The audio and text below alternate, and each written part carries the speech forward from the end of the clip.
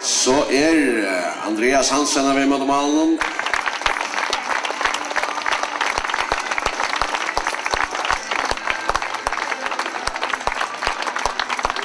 Andreas Hansen, du har vært førstor om malstrykene der.